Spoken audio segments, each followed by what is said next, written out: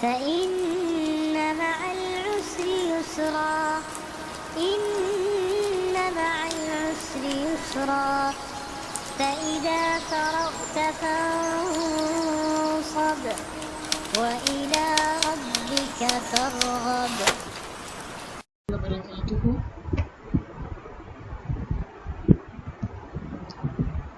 نحمده ونصلي على رسوله الكريم. أما بعد فأعوذ بالله من الشيطان الرجيم. بسم الله الرحمن الرحيم. رب اشرح لي صدري ويسر لي أمري واحلل عقدة من لساني يفقهوا قولي. رب زدني علما. یا ایہا الذین، اے لوگو جو آمنو ایمان لائے ہو، اطیعوا اطاعت کرو اللہ اللہ کی، ورسولہ اور اس کے رسول کی، ولا اور نہ، تولوا تم منہ پھیرو، عنہ اس سے، کس سے؟ اللہ کے رسول کی اطاعت سے، وانتم جبکہ تم تسمعون تم سن رہے ہو، ولا تکونوا اور نہ تم ہو جاؤ، کالذین ان کی طرح جنہوں نے قالوا کہا، سمعنا سنا ہم نے، وہم حالانکہ وہ، لا یسمعون نہیں وہ سنتے. ان بے شک شر بدترین، الدواب جاندار، عند اللہ اللہ کے نزدیک، الصم وہ بہرے، البکم گونگے ہیں، الذین جو، لا یعقلون نہیں وہ عقل رکھتے، نہیں وہ عقل سے کام لیتے. ولو اور اگر، علم جان لیتا، اللہ اللہ، لفظ اللہ مرفوع کیوں ہے؟ کیونکہ یہ فاعل ہے. فیہم ان میں، خیرن کوئی بھی بھلائی، لاسمعہم البتہ وہ سنوا دیتا انہیں، ولو اگر، اسمعہم وہ سنوا دیتا انہیں، لتولوا یقیناً وہ منہ پھیر جاتے، لا یقیناً تولوا وہ منہ پھیر جاتے، وہم اور وہی ہیں معرضون اعراض کرنے والے. یا ایہا الذین اے لوگو جو آمنو ایمان لائے ہو، استجیبو قبول کر لو، خوشی خوشی سے قبول کر لو، للہ اللہ کا، وللرسول اور رسول کا، اذا جب، دعاکم وہ پکارے تمہیں، لما اس کے لیے جو، یحییکم زندگی بخشتا ہے تمہیں. وَاعْلَمُوا اور جان لو، ان اللہ بے شک اللہ، یحول وہ حائل ہوتا ہے، بین درمیان، المرء آدمی، وقلبہ اور اس کے دل کے، وانہ اور بے شک وہ، الیہ طرف اسی کے، تحشرون تم اکٹھے کیے جاؤ گے.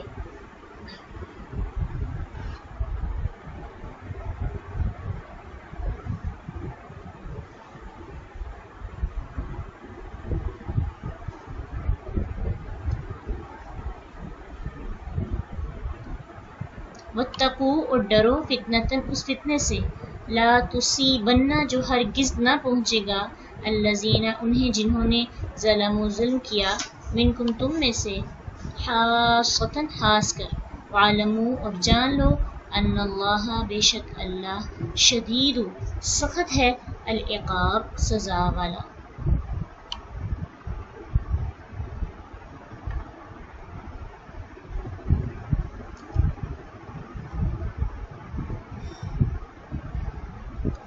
یا ایہا الذین آمنوا اطیعوا اللہ ورسولہ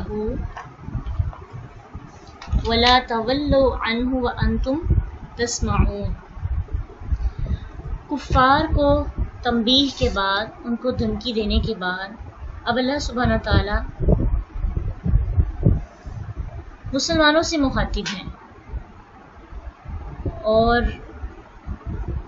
ان کو اللہ اور اس کے رسول کی اطاعت پر پورا اترنے کی تلقین کی جا رہی ہے کہ جب تمہیں کسی معاملے میں رسول اللہ صلی اللہ علیہ وسلم کا حکم پتہ چل جائے تو اس کے خلاف کسی کی بھی مت سنو، بلکہ ان کی اطاعت کرو. یعنی پہلے بطور تمہید اللہ کے رسول کی اطاعت کی اہمیت کو واضح کرنے کے لیے اللہ سبحانہ تعالیٰ نے اپنی اطاعت کی بات کی۔ سورت کی ابتدا میں بھی مال غنیمت کے متعلق اختلاف ختم کرنے کے لیے قل الانفال للہ والرسول کا اعلان کیا، اور بعد میں اللہ اور اس کے رسول کی اطاعت کا حکم دیا، اس کو ایمان کی شرط قرار دیا، اور پھر درمیان میں انعامات کا ذکر کیا، اور پھر دوبارہ سے کلام کی طرف واپس آئے ہیں اور پھر اطاعت کی بات کی جا رہی ہے۔ تو گویا اللہ کے رسول کی اطاعت گویا کہ اللہ کی اطاعت ہے۔ وَلَا تَوَلُّوا عَنْهُ وَأَنْتُمْ تَسْمَعُونَ، اور تم منہ نہ پھیرو جبکہ تم سن رہے ہو۔ اس کا مطلب یہ نہیں کہ انسان جب سن رہا ہو صرف اسی وقت منہ نہ پھیرے، بلکہ اس کا مطلب یہ ہے کہ جب تمہیں ایک چیز کا پتہ چل جاتا ہے کہ یہ چیز غلط ہے پھر بھی تم اس کو کرتے ہو۔ یعنی انسان اپنی دنیاوی خواہشات کو پورا کرنے کے لیے وہ کام جس کا اللہ نے اس کو منع کیا ہے، چاہے اس سے اس کو کتنا ہی فائدہ ہے اور اس کو نقصان پہنچتا ہے اس کو کام کو نہ کرنے سے، لیکن اللہ کی ناراضگی وہ مول لیتا ہے۔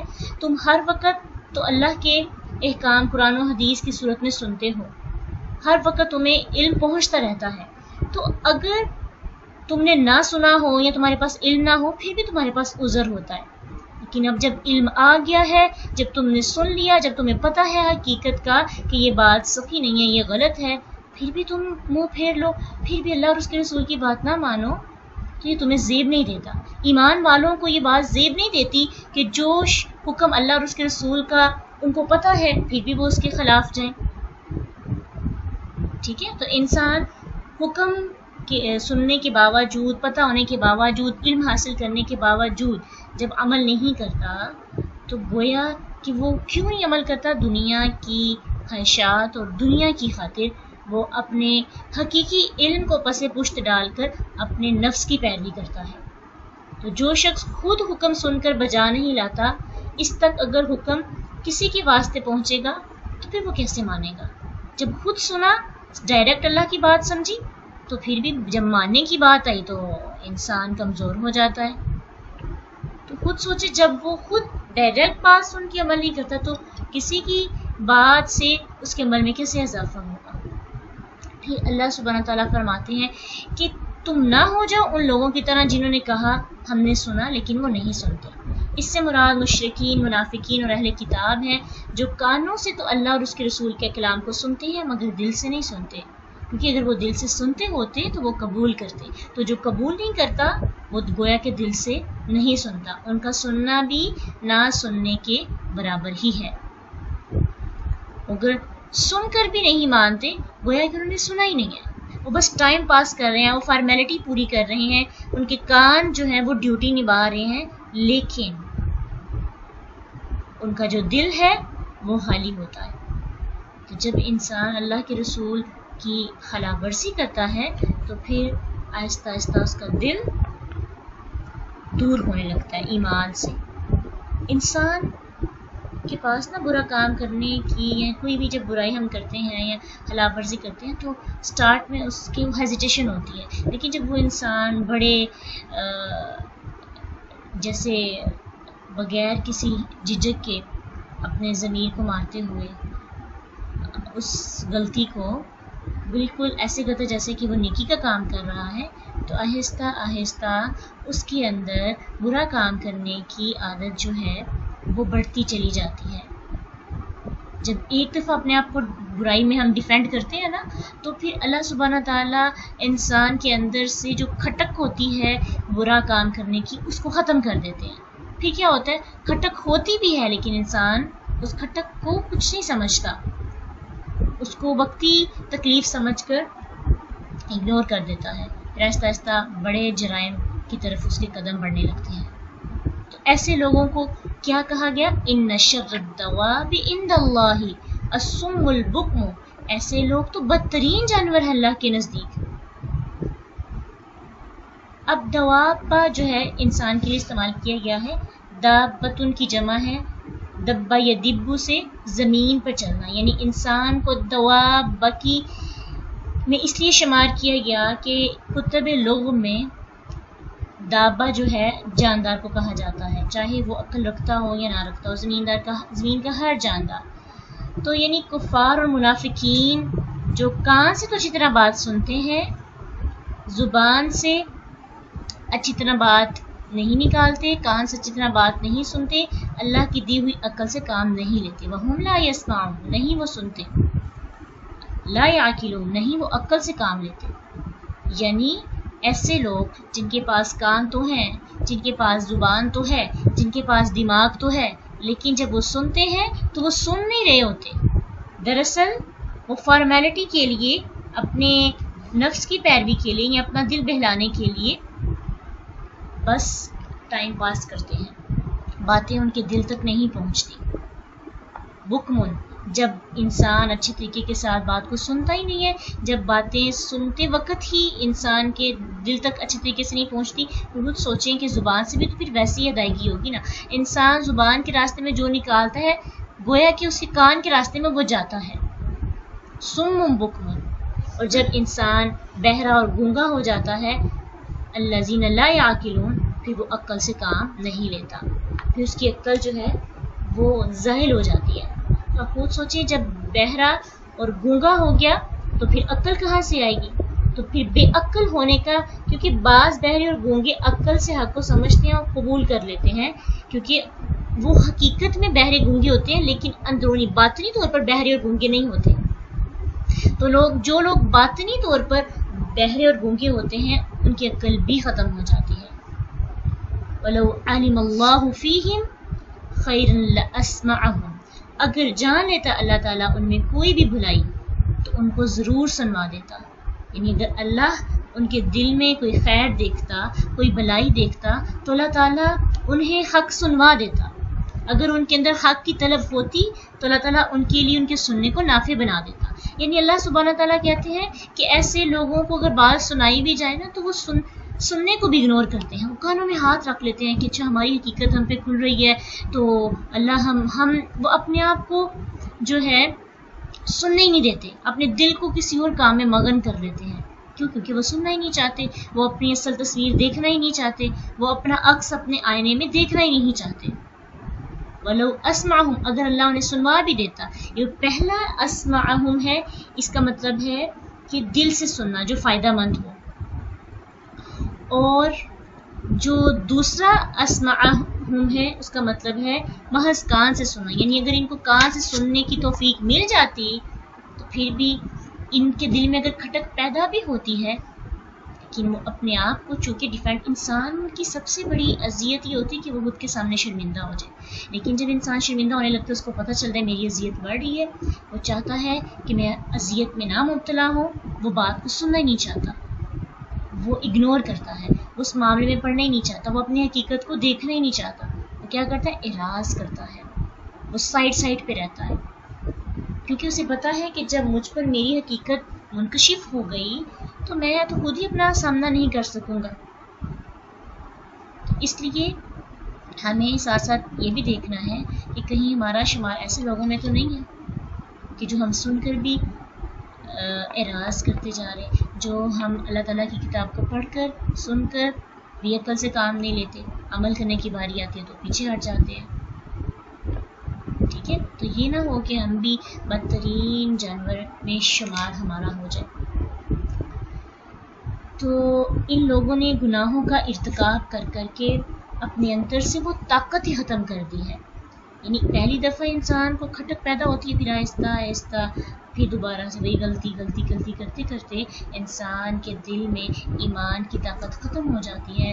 اور فرسٹ اسٹیپ بس مشکل ہوتا ہے. جب فرسٹ اسٹیپ آپ برائی کا لے لیتے ہیں تو پھر نیکسٹ اسٹیپ خود بہت موٹیویٹ ہوتے رہتے ہیں. جب آپ کو فرسٹ اسٹیپ سے بڑا فائدہ ہوتا ہے نا، ہم نے برا کام کیا اور ہمیں بڑا فائدہ وقتی طور پر، تو اللہ سبحانہ تعالیٰ آپ کو فائدہ دیتے ہی دیتے ہیں.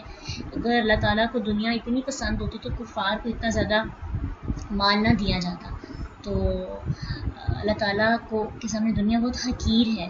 تو انسان جب برے کام کرتا ہے تو وقتی طور پر اس کو بہت فائدہ ہوتا ہے، وہ کامیاب ہو جاتا ہے، وہ لوگوں کی نظروں میں اس کی جو تصویر ہوتی ہے وہ نہیں سامنے آتی. وہ وقتی طور پر بڑا مطمئن ہوتا ہے کہ میں اپنے مشن میں کامیاب ہو گیا ہوں.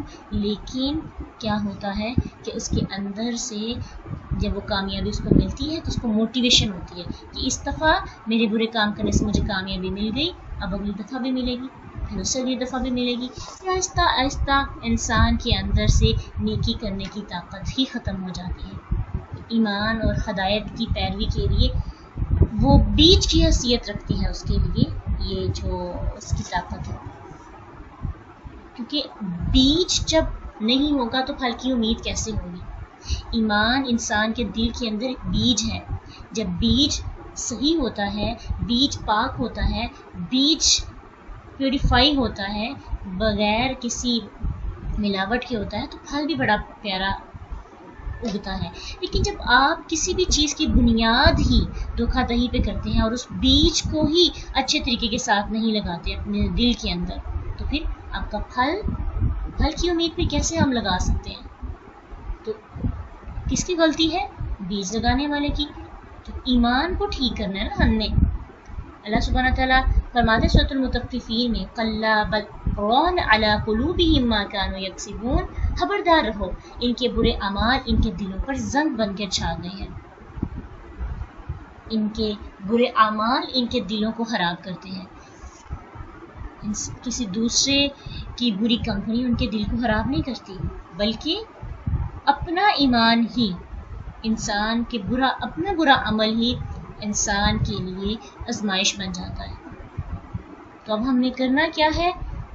ایمان والو، اگر تمہیں تھوڑا ڈر لگ رہا ہے کہ اب کیا کرنا ہے، کہ اب ہم کیا کریں، ہم اللہ اور اس کے رسول کی بات ماننا چاہتے ہیں، تو پھر ادھر آؤ، سنو میری بات۔ جب اللہ سبحانہ تعالیٰ مخاطب کرتے ہیں نا کسی کو، اے ایمان والو، تو تب غور سے بات سننی چاہیے۔ اللہ سبحانہ تعالیٰ وہاں پہ کچھ کہنا چاہ رہے ہیں، خاص بات ہے، خاص بندوں کو بتائی جا رہی ہے۔ یا ایھا الناس نہیں کہا گیا، یا ایھا الذین آمنو، اے لوگو جو ایمان لائے ہو، آؤ، اگر تم خود کو بدلنا چاہتے ہو، اگر تم اپنا رستہ، اپنے قدم چینج کرنا چاہتے ہو اور اپنی غلطی کو تسلیم کر کے حق کو قبول کرنا چاہتے ہو، تو ادھر آؤ، استجیبوا للہ وللرسول، حکم قبول کر لو اللہ اور اس کے رسول کا، اپنی سچائی کو، اللہ اور اس کے رسول کے حکم کو، ایمان کو، تقوی کو قبول کر لو۔ استجیبوا جو ہے اجابہ یجیبو ہے، یعنی باب استفعال سے استجابہ یستجیبو۔ باب استفعال کی خاصیت یہ ہوتی ہے کہ اس میں طلب کیا جاتا ہے کسی بھی چیز کو۔ اب یہاں پہ تو طلب کا معنی نہیں ہو سکتا، اس لیے سین اور تا کے اضافے سے اس کے معنی میں زیادتی مراد لے لی گئی، یعنی خوشی سے قبول کرو۔ اس کا ترجمہ اس طرح ہوگا کہ اللہ اور اس کے رسول کی بات کو خوشی سے ایکسیپٹ کرو، فوراً مان لو۔ تم پہ لازم ہے کہ تمہارے پاس جتنے بھی عذر ہوں، ایکسکیوزز ہوں، جب اللہ اور اس کے رسول کا حکم آ جائے تو پھر یہ نہ دیکھو کہ دل کیا کہتا ہے، لوگ کیا کہتے ہیں، اپنی پلاننگز کیا کہتی ہیں، یہ دیکھو اللہ اور اس کے رسول کیا کہتے ہیں۔ اذا دعاکم لما یحییکم، جب وہ پکارے تمہیں اس لیے کہ جو تمہیں زندگی بخشتا ہے، جب بھی وہ تم کو پکارتے ہیں تو فوراً قبول کرو، دیر نہ کرو۔ اذا دعاکم کا مطلب ہے کہ جب بھی وہ تمہیں دعوت دے۔ تو ابی بن کعب رضی اللہ عنہ نماز پڑھ رہے تھے، تو اللہ کے رسول صلی اللہ علیہ وسلم نے انہیں بلایا، تو وہ نماز پوری کر کے آئے، تو آپ نے یہ آیت فرمائی، یعنی اللہ کے نبی نے ان کو بلایا تو ان کا کام تھا کہ فوراً آ جاتے نا، ایسے ہی سلام پھیرا، لیکن انہوں نے اپنی پوری نماز کمپلیٹ کی پھر آئے۔ تو اللہ کے نبی نے کہا کہ تم نے اللہ تعالیٰ کا یہ فرمان نہیں سنا؟ انہوں نے کہا آئندہ انشاءاللہ میں ایسا نہیں کروں گا۔ ترمذی کی یہ حدیث ہے۔ اسے کیا پتہ چلتا ہے؟ جہاں پہ اللہ اور اس کے رسول کی بات آتی ہے وہاں پہ ہمیں کیا کرنا ہے؟ دل کی نہیں سننی، یہ سننی ہے کہ اللہ اور اس کے رسول کا حکم کیا ہے۔ اور لما یحییکم، اس چیز کے لیے جو تمہیں زندگی بخشتا ہے، اس سے مراد علماء نے بہت سے میننگز لیے ہیں۔ کچھ نے کہا کہ اسلام اور ایمان جو ہے وہ زندگی ہے، بعض نے کہا قرآن زندگی ہے، لیکن اکثر نے کہا کہ یہاں مراد جہاد ہے۔ جہاد، کوشش، جدوجہد کرنا اللہ کی رضا کے لیے، اللہ کے راستے میں نکلنا، یہ انسان کی زندگی ہے، دنیا اور آخرت میں زندگی کا سب سے بڑا ذریعہ ہے۔ تو خصوصاً یہ ہے کہ اس سے سورت کا آغاز بھی ہوا، بات بھی یہیں سے چلی آ رہی ہے، اس لیے اس سے مراد جو ہے جہاد لیا گیا ہے۔ ابن عمر رضی اللہ عنہما فرماتے ہیں کہ میں نے اللہ کے نبی صلی اللہ علیہ وسلم سے سنا، آپ فرما رہے تھے کہ جب تم ہیلے سے سودے کی ایک قسم کے ساتھ بیع کرو گے، یعنی دھوکہ دہی سے سودا کرو گے، تو اور بیلوں کی دمیں پکڑ لو گے اور کاشتکاری پر خوش ہو جاؤ گے اور جہاد کو چھوڑ دو گے، تو اللہ تعالیٰ تم پر ایسی بڑی ذلت مسلط کرے گا جسے دور نہیں کرے گا، حتیٰ کہ تم اپنے دین کی طرف واپس لوٹ آؤ گے۔ جہاد کی طرف واپس لوٹ آؤ گے. تو انسان پر ذلت کیوں آتی ہے؟ انسان کے اپنے اعمال کی وجہ سے. جب انسان سٹیپس اچھے نہیں لیتا تو پھر اللہ سبحانہ تعالیٰ کی طرف سے اس کے لیے عذاب کیا ہے؟ رسوائی. اور وہ رسوائی کب ختم ہوتی ہے؟ جب وہ اپنی غلطی کو سدھارتا ہے، جب اپنی غلطی کو ایکسیپٹ کر لیتا ہے. لما یحییکم، اس کے لیے جو زندگی بخشتا ہے تمہیں. وَاعْلَمُوا أَنَّ اللَّهَ يَحُولُ بَيْنَ الْمَرْءِ، جان لو بے شک اللہ حائل ہوتا ہے آدمی کے دل اور اس کے درمیان. اس سے کیا مراد ہے؟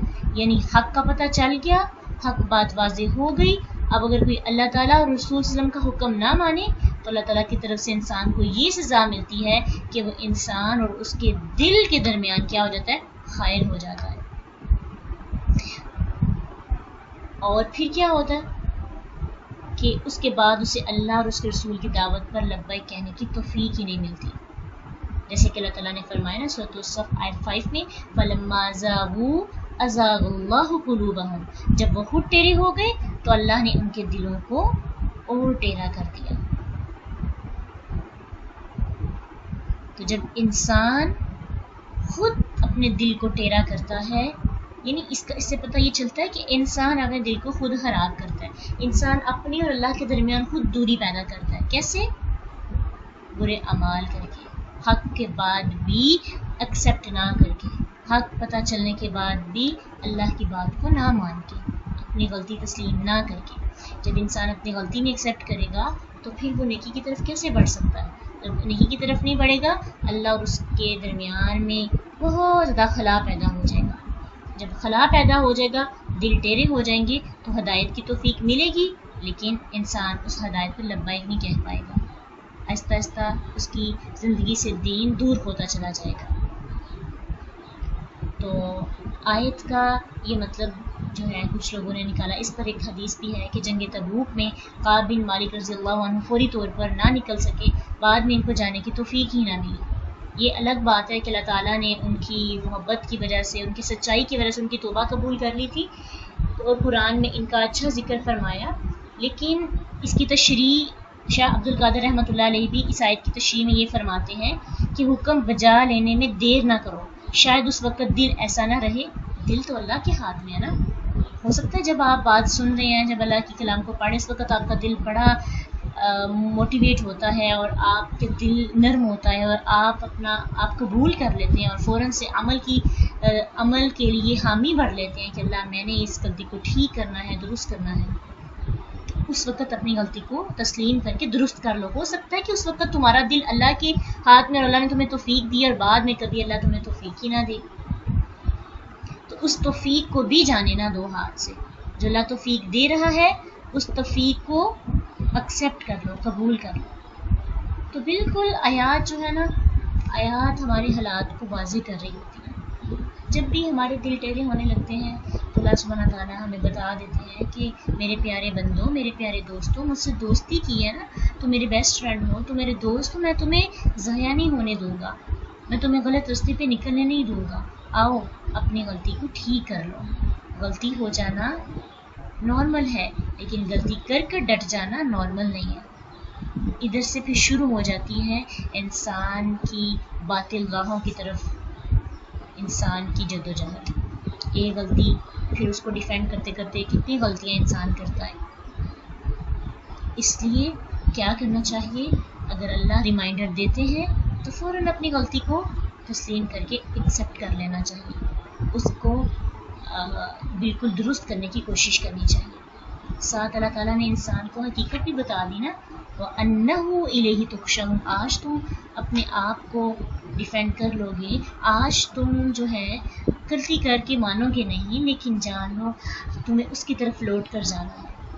اس جملے سے تائید ہو رہی ہے کہ انسان جب اپنے اکٹھے ہونے پر، قیامت کے دن پر نظر رکھتا ہے تو اس سے پھر تھوڑا اس کو اندازہ ہوتا ہے کہ میرا اختتام بھی ہونا ہے. میں نے اس دنیا کے اندر نہیں رہنا. جس دنیا کے لیے میں اللہ تعالیٰ سے دور ہو رہا ہوں اس دنیا نے تو ختم ہو جانا ہے. اس لیے موت سے پہلے اطاعت کر لو. اللہ کے قائل ہونے سے مراد یہاں موت بھی ہو سکتی ہے کہ اللہ تعالیٰ بندے اور اللہ اپنے اور بندے کے درمیان قائل ہو جاتا ہے، یعنی پھر موت آ جاتی ہے، پھر بندہ اطاعت ہی نہیں کر سکتا، بندے کو توفیق ہی نہیں ملتی کہ وہ نیکی کر سکے۔ ہو سکتا ہے ہم نے آج غلطی کی ہو اور ہم کہتے ہیں کہ چلو ہم ان فیوچر میں جائیں گے تو اپنی توبہ کر لیں گے، لیکن یہ بھی تو پاسبل ہے نا کہ موت آ جائے درمیان اور انسان کو توبہ کی توفیق ہی نہ ملے، انسان توبہ کے بغیر ہی فوت ہو جائے اور پھر قیامت کے دن اللہ تعالیٰ کے سامنے اس کو شرمندہ ہونا پڑے۔ اس لیے ہمیں ٹائم بائی ٹائم جیسے جیسے ہمیں حالات پتہ چلتے ہیں اپنے دل کے، تو ہمیں اس کو ٹھیک کرنے کی کوشش کرنی چاہیے۔ وَاتَّقُوا فِتْنَةً لَا تُصِيبَنَّ، اور اس فتنے سے ڈرو جو ہرگز نہ پہنچے گا انہوں نے جو ظلم کیا تم میں سے، خاص طور پر، یعنی جو خاص طور پر جنہوں نے ظلم کیا وہ فتنہ ان کو پہنچے گا۔ فتنہ تن میں تنوین تعظیم کے لیے ہے، اس لیے اس کا مطلب ہے عظیم فتنہ، اور اس سے متعدد احادیث موجود ہیں اس کے بارے میں کہ جب کسی قوم کے اندر امر بالمعروف و نہی عن المنکر کا فریضہ سر انجام نہ دیا جائے تو اللہ سبحانہ تعالیٰ اس پر ہماگیر عذاب بھیج دیتا ہے۔ رسول اللہ صلی اللہ علیہ وسلم نے فرمایا، اس ذات کی قسم جس کے ہاتھ میں میری جان ہے، تم ضرور نیکی کا حکم دو گے اور برائی سے منع کرو گے، یا پھر اللہ تعالیٰ تم پر اپنا عذاب بھیج دے گا، پھر تم اس سے دعا کرو گے، وہ تمہاری دعا قبول نہیں کرے گا۔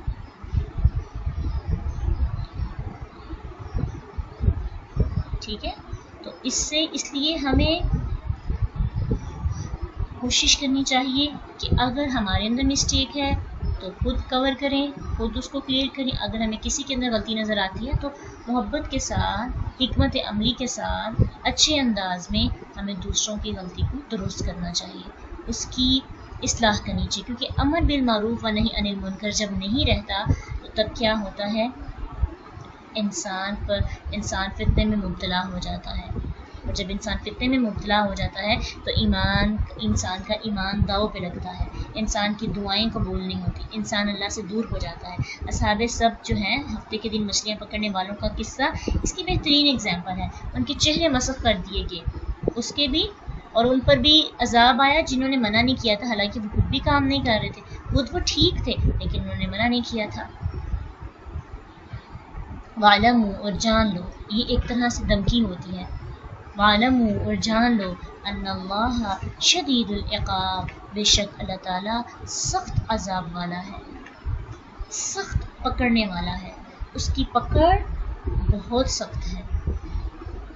تو آج کی آیات سے ہماری اپنی اصلاح ہو رہی ہے، یعنی ابھی تک ہم نے جنگ پڑھا اور پھر انعامات پڑھے، اللہ کے رسول کی اطاعت پڑھی، تو یہاں پہ ایک طرح سے ہمارے دلوں کی حقیقت ہمیں بتائی جا رہی ہے کہ دل بیمار ہو جاتے ہیں، دل میں کھوٹ آ جاتی ہے، لیکن انسان کو کیا کرنا چاہیے، دل چاہے اللہ اور بندے کے درمیان، ہو سکتا ہے نا کہ اللہ اور بندے کے درمیان جو ہے دلی معاملات خراب ہوں، تب بھی فوراً اس کو کلیئر کرنا چاہیے، اور جب بندے اور بندے کے درمیان میں دلی معاملات خراب ہوں تب بھی اسے فوراً کلیئر کرنا چاہیے، کہ ان دونوں سے، چاہے انسان کا بندے کے ساتھ چاہے اللہ کے ساتھ تعلق ہو، جب دل بیمار ہو جاتے ہیں، دلی طور پر انسان ٹھیک نہیں رہتا، تو پھر انسان کے اندر آہستہ آہستہ دل کو زنگ لگنا شروع ہو جاتا ہے، پھر وہ دوسرے کے لیے فائدہ مند نہیں ہو سکتا۔ اس لیے ہمیں کوشش کرنی چاہیے کہ اللہ اور اس کے رسول کی بات کو مانتے ہوئے، ان کے احکامات کو تسلیم کرتے ہوئے، اپنے دلوں کی درستگی کے لیے اللہ سے دعا کرنی چاہیے کہ اللہ ہمارے دلوں کو ہر طرح کی مصیبت سے، ہر طرح کی برائی سے پاک کر دے، ہمارے ظاہر اور باطن کو ایک سا کر دے، ہمیں ہمارا جو باطن ہے، اللہ تیرے سامنے تو کھلا ہوا ہے، تجھ سے تو نہیں چھپا سکتے، تو ہمارے باطن کو تو پاک کر دے، تاکہ ہمیں تو تیرے سامنے روز محشر انہ الیہ تحشرون، جب ہم اکٹھے کیے جائیں گے تو تیرے سامنے ہم شرمندہ نہیں ہونا چاہتے، ہم تیرے سامنے عاجز تو ہو سکتے ہیں، لیکن اللہ شرمندہ ہو گئے اس دن تو پھر ہم کیسے بچ سکیں گے تجھ سے؟ اس لیے آج اگر شرمندہ ہونا پڑے تو کوئی ایشو نہیں ہے، آج کی شرمندگی تو کل کی شرمندگی کے مقابلے میں تو ایک ذرے کے برابر بھی نہیں، اس دن کی شرمندگی تو انسان کو ہلاک کر دینے والی ہے۔ تو آج کی یہاں سے ہم کیا سیکھ رہے ہیں؟ اپنی اصلاح. ٹھیک ہے، تو انشاءاللہ کوشش کرنی ہے کہ اللہ اگر ہمیں ریمائنڈر دیتے ہیں تو ہمیں اس ریمائنڈر کو لینا چاہیے، اور اپنے دلوں کا حال ٹھیک کریں گے تو قرآن کے ساتھ تعلق ٹھیک رہے گا. ابھی قرآن سے آہستہ آہستہ دل دور ہونا شروع ہو گیا ہے نا، تو یہ قصور کس کا ہے؟ ہمارا. جب انسان اللہ تعالیٰ کے ریمائنڈرز کا رسپانس ہی اچھے طریقے سے کرتا، اللہ توفیق چھین لیتے ہیں انسان سے، پھر انسان اس علم کو اس ویسے سیکھ ہی نہیں پاتا جیسے اس کا حق ہے، حق تک پہنچ نہیں پاتا، وہ حق اس سے چھین لیا جاتا ہے. وہ جو کوشش کرتا تھا، ٹھیک ہے، جو ایفرٹ ہوتی تھی محبت سے اٹینڈ کرنے کی، جوائن کرنے کی، لکھنے کی، پھر اس کو سمجھنے کی، پھر اس پہ تدبر کرنے کی، پھر اس سے لرننگس نکالنے کی، آہستہ آہستہ ایک چیز ختم ہوتی ہے، پھر دوسری، پھر تیسری، پھر رفتہ رفتہ انسان کے دل سے اس چیز کی بالکل امپورٹنس ختم ہو جاتی ہے. پھر انسان کے لیے اس کو لینا نہ لینا برابر ہو جاتا ہے. اگر دل میں کبھی آنے بھی لگے کہ مشکل وقت میں ہم قرآن کی طرف ہم نے آ رہے ہیں اور ایک جہاد کر رہے ہیں، تو اللہ تعالیٰ کو تو جہاد پسند ہے. لما یحییکم، اس سے مراد جہاد ہی ہے. تو جہاد انسان کو زندگی بخشتا ہے. اب دیکھیے جہاد انسان کو زندگی کیسے بخشتا ہے. اگر اس پہ تھوڑا تدبر کیا جائے تو انسان پر چیزیں واضح ہو جاتی ہیں کہ جب انسان کوشش کرتا ہے اپنے نفس کو مار کر نفس کے خلاف کھڑے ہوتا ہے اللہ کی رضا کے لیے، تو سب سے پہلے تو وہ اپنی روح کو زندگی دیتا ہے، پھر اپنے عمل کو زندگی دیتا ہے، پھر ایمان کے رشتے کو زندگی دیتا ہے. آہستہ آہستہ اس کی زندگی کے اندر جو مایوسی ہوتی ہے، جو کاہلی ہوتی ہے، جو سستی ہوتی ہے، جو دل مردہ ہو جاتا ہے، انسان کی ایفرٹ سے، کوشش سے، جہاد سے وہ سب چیزوں کو زندگی مل جاتی ہے. انسان چاہے دنیا کے اندر اتنی آسائشوں میں نہ رہے، لیکن جب اس کا دل زندہ ہوتا ہے تو پھر اس کا ایمان بھی زندہ رہتا ہے، اور پھر وہ حشاش بشاش رہتا ہے. جب دل نہ ٹھیک ہو، انسان کے پاس جتنے بھی انعامات کیوں نہ ہو، انسان ان انعامات سے فائدہ حاصل ہی نہیں کر پاتا. تو اللہ سبحانہ تعالیٰ سے ہمیں اپنے دل کی درستی کے لیے دعا کرنی چاہیے، بہت زیادہ کرنی چاہیے. اللہ ہمارے دلوں کو ٹھیک کر دے، ہمارے اندر ایمان پیدا کر دے، ہمیں اپنی غلطی قبول کرنے والا بنا دے، ہمارے اندر اللہ ظرف پیدا کر دے کہ ہم ہر چیز کو ایکسیپٹ کر سکیں اور ہمارے اپنے دلوں کو ٹھیک کر سکیں. وآخر دعوانا ان الحمد للہ رب العالمین. سبحانک اللہم وبحمدک، نشہد ان لا الہ الا انت، نستغفرک ونتوب الیک. فإن مع العسر يسرا إن مع العسر يسرا فإذا فرغت فانصب وإلى ربك فارغب.